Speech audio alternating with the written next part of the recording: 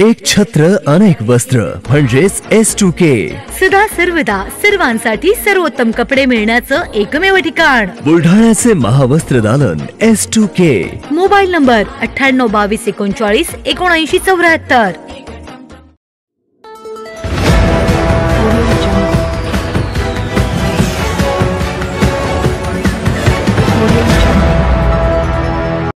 संभल हत्याकांड प्रकरणी मुस्लिम बांधवांचे राष्ट्रपतींना निवेदन। दी प्लेसेस ऑफ वर्कशिप ॲक्टचा होणारा दुरुपयोग थांबवण्याची मागणी।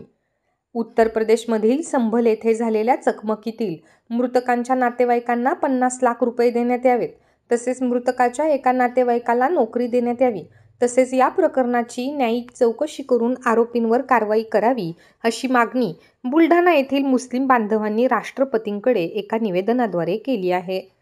आज 2 डिसेंबरला जिल्हाधिकाऱ्यांमार्फत या मागणीचे निवेदन राष्ट्रपतींना पाठवण्यात आले आहे। तसेच दी प्लेसेस ऑफ वर्कशिप ॲक्टचा होणारा दुरुपयोग थांबवण्याची मागणीही निवेदनात करण्यात आली आहे।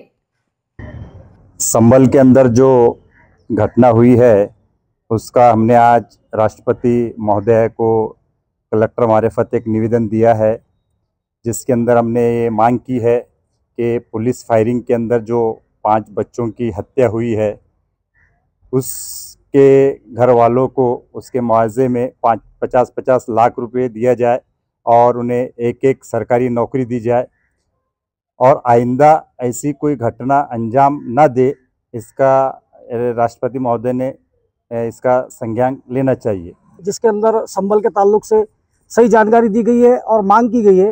बताया गया है कि भाई हमारा जो है प्लेस वर्कशिप एक्ट 1991 का जो एक्ट है उसकी खिलाफवर्जी देश में हो रही है और निचली अदालतें जो है इस तरीके के रुझान जो है लोगों को न दे के भाई एक्शन के ऊपर जो रिएक्शन होने लगे और फालतू लोगों की मौतें होने लगे। जिस तरह के संभल में 5 लोगों की मौतें हुई है उसके लिए भी हमने मुआवजे की मांग की है कि उनके घर वालों को जो है 50 लाख रुपए मुआवजा दिया जाए और जो 5 बच्चे वहाँ पर पुलिस की फायरिंग के अंदर मारे गए हैं उनके घर से एक शख्स को जो है सरकारी नोकरी दी जाए।